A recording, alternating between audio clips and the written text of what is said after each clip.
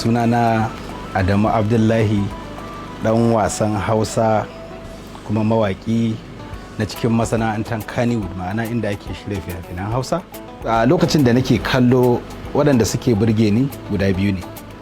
Na farko shine Rabilu Musa Ibro, Allah ya ji kansa, sannan kuma Sha'ibu Kumurci shine wanda yake ya ja hankali na, saboda ni a kowane lokaci na fi son in ga ko Indian film da nake kallo na fi so in ga villain, saboda ma'ana kamar mai mugunta kenan, saboda ba kowa ya iya ba. Amma shi soyayya kawai kalma ce ta baki, ka kura yin abin soyayya kai kuka, kowa zai iya yi. Amma abin da na fi so ne in ga na fito a mugu, na fito a wani mutum wanda a cikin fim din babu wanda za a kalla a rika cewa daga an gan shi a ce shi kenan kwanan wane ya kare, ko kuma wance ta shiga uku ko kaza, irin waɗannan na fi son irin waɗannan role. Ita budurwar da na yaba ta, ko in ce ni na fara yi gaskiya lokacin da take so na, take kulawa da ni, take yin abubuwa na soyayya. A wannan lokacin hankali na baya kanta gaskiya, kawai aiki na cikin masana'antar shi nake yi. So daga baya kuma sai abin ya juya, sai ta daina so na, ni kuma sai na koma na fara santa a wannan lokacin. Sai ya zama na cewa an samu wani lokaci da dan abu ya haɗa mu, kawai ta caccake ni ta inda ta shiga ba ta take kula ba.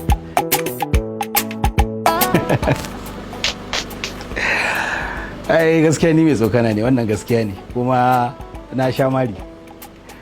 Amma na ma magana tun a Jos kenan da nake gida, akwai wani mutum wanda muke tsokanan shi kuma tsokanan shi kawai da ake cewa ake yan karamin murya ake a ce a, so shi ne yake yin abin su, amma sai mu kuma muke makale murya. Idan ka ce mai a zai amsa, to mu kuma sai mu makale murya. Amma ka ce a sai mai fuska, in ya amsa ya jiyo ba zai ga kowa ba. Tun yana yi da ya gano cewa tsokanan shi ake, so rana ɗaya ya faki ido, ranan kuma tsautsayi ba ni ne masa ba. Amma da aka yi a ɗin da ya danno ya rufe wanda ya ɗin suka ware suka bani, ya tattake ni. Daga wannan ranar na daina zama, daga an yi ni nake fara tashi in bar gurin.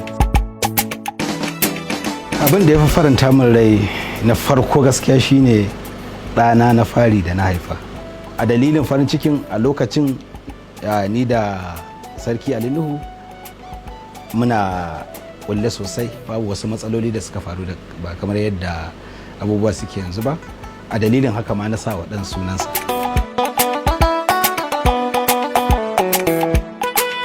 Abin da yake bani bakin ciki shi ma na farko shine shiga na kurkuku, wanda tarihin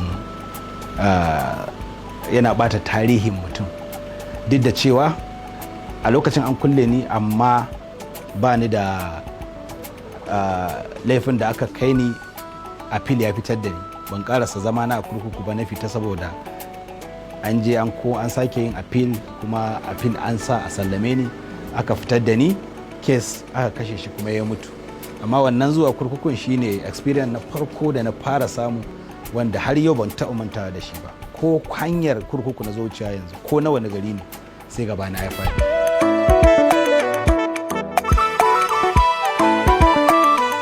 Yara akwai su, wasu da suka tafi suka ji jiki sun dawo, kuma na sake karban su.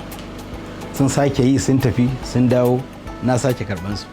Duk yadda na kai da kaunarka ko na kai da kaunarki a cikin masana'antar nan ko kuma a cikin kamfani na, to idan ka yi abin da bai dace ba ko kana yin abin da bai dace ba, zan sallame ka.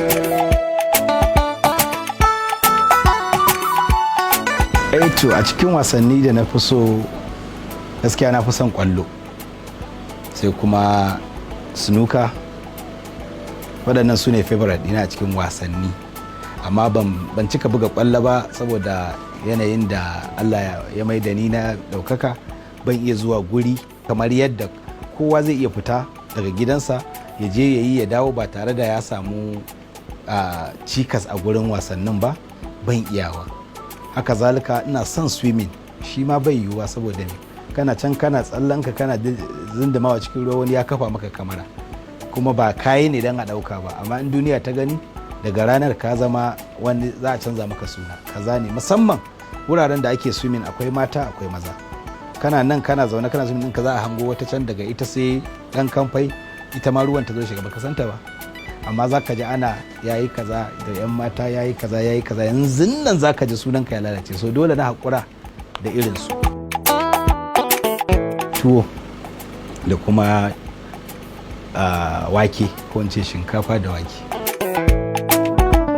Fim ɗin da gaskiya na fi ji a raina cewa mutane sun so ni har yau kuma suna so shine Basaja, kuma ya tsaya min a rai ne ba don komai ba saboda ba a kammala shi har yanzu ba, saboda ba nawa bane. Mutane da yawa suka zo su tambaye ni yaushe zaka karasa, so ba fim ɗina bane, fim ɗin Falal da Dorayi ne.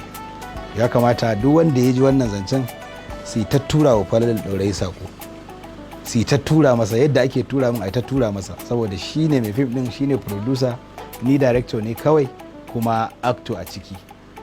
Wannan fim ni kaina ya tsaya min, dan Allah Falal Dorayi ya kamata ya zo ya ci gaba ya karasa wa mutane wannan fim. Wataƙila saboda sai karishen fim din sai an je Dubai. Farin wata series ne da ya kunshi labari akan mawaka waɗanda suke shiga matsaloli kafin su samu ɗaukaka. Kuma farin wata ina ɗaukan abubuwa ne da suka faru da ni da kuma wasu jaruman, ba a kaina kawai nake ɗaukan labarin ba. Duk abin da na saka a ciki ya taɓa faruwa da wani mawaki a cikin masana'antar nan. Na yi season 1 na kammala shi, na sake shi har zuwa season 10, episode 10. Na sake yin season 2 wanda nan da ɗan lokaci kaɗan cikin September insha Allah za mu ci gaba da sakar musu da wannan shiri mai suna farin wata. To a gaskiya duk ƙasashen da nake so na je a duniya na je. Saudiya ne kaɗai shine a raina. Dalili kuwa ba na son jirgin sama, na tsani jirgin sama, na fi tsanin jirgin sama fiye da komai a rayuwa. Wannan dalilin ya sa ba na sha'awar zuwa kowace ƙasa in ba ya zama min dole sai na je ba.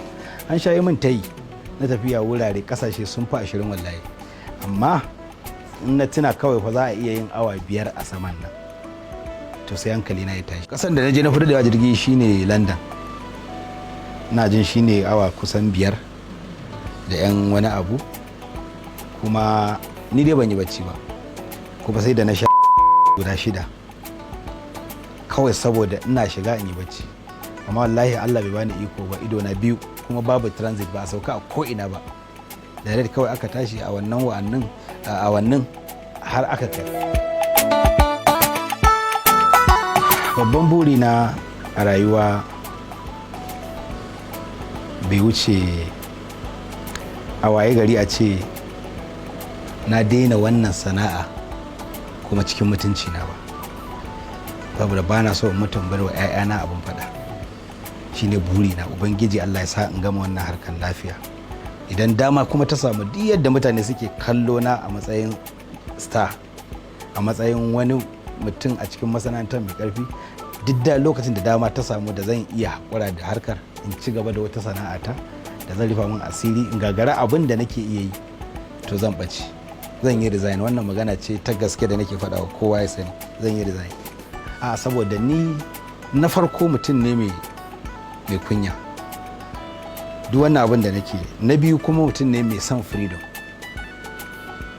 Na uku kuma ina son sirri, amma duka waɗannan abubuwan sun gagare ni a rayuwa. Duk yadda na kai ga ɓoye sirri na, ko na kai ga son keɓewa a wuri in yi abin da nake so ba tare da wani ya samin ido ba, in zauna bakin titi in sha kunu da kosai, in ci gyada, in sha rake, in taka a kafa, in yi mai duwa na, suna gagara na. So suna damuna gaskiya, saboda ni da na shigo harkar maganar gaskiya sana'a na zo yi, ban yi tsammanin zan zama haka ba.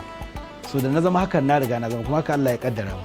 Amma da Allah zai kawo wani abin, wani business din da na san cewa zan iya rufa min asiri fiye da yadda nake samun rufin asiri, to zan ce muku ma'assalam.